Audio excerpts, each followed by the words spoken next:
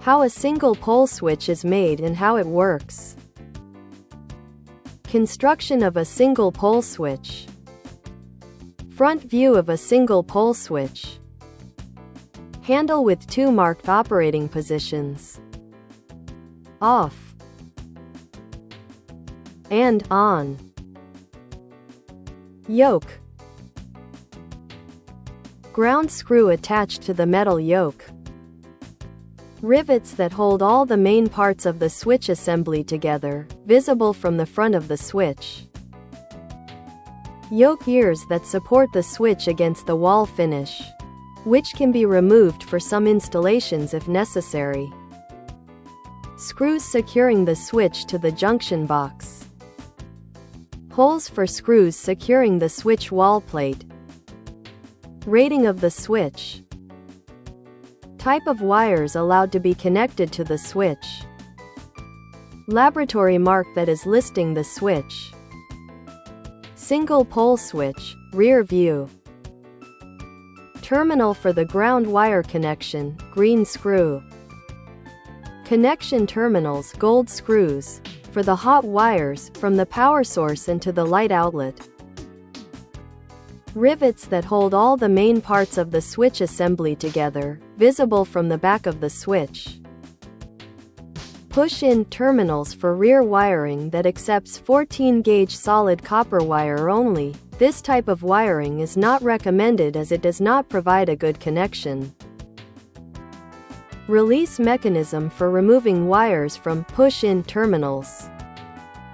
Strip gauge for wires used for rear wiring. Side view of a single pole switch with hot terminals. Side view of a single pole switch with ground terminal. Parts of a single pole switch after cutting the rivets. Switch base with contacts and terminal screws. Top cover of the switch base with the switch handle. Yoke. Inside view of the switch base. And switch cover separated after the rivets were broken. Switch base with contacts and terminal screws for connecting the wires. One of the screw terminals, gold screw, for the hot wire. With spring contact. Second screw terminal, gold screw, for the another hot wire. With fixed contact. A spring holding the handle cone allows the handle to be easily moved from one position to another and keep it in that position. Stoppers that hold the handle in the desired position after switching. Inside view of the switch cover with the switch handle. The handle is inserted into the slot in the switch front cover and hinged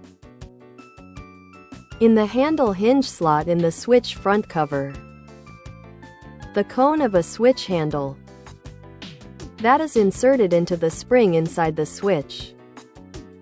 A switch handle arm that depresses the switch spring contact when the switch handle is in one of the two positions.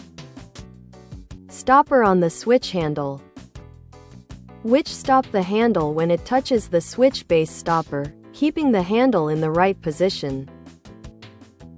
A closer look at the switch handle. Switch handle hinges, which fit into the switch cover hinge slots. The switch handle cone that engages the spring in the switch base. The arms of a switch handle that depress on the spring contacts in the switch base. For better understanding, a sketch of a single pole switch contacts will be presented. Sketch of the single pole switch contacts. And a photo of the switch base with contacts. Switch contacts shown in a sketch. One of the hot terminals with spring contact. Second hot terminal with fixed contact. How does a switch work, creating a path for current and allowing it to flow? Sketch of a single pole switch controlling a light outlet.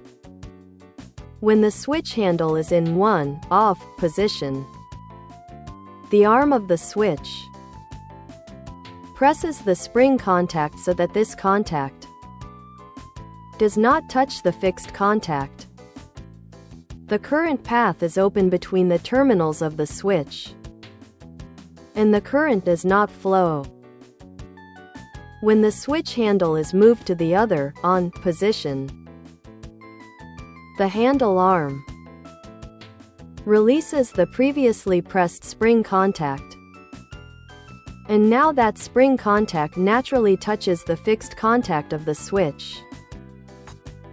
The current path is closed between the terminals of the switch and current flows from the power source through the switch closed contact to the light outlet and returns to the source through the neutral wire. Sketch of the light outlet controlled by a single pole switch.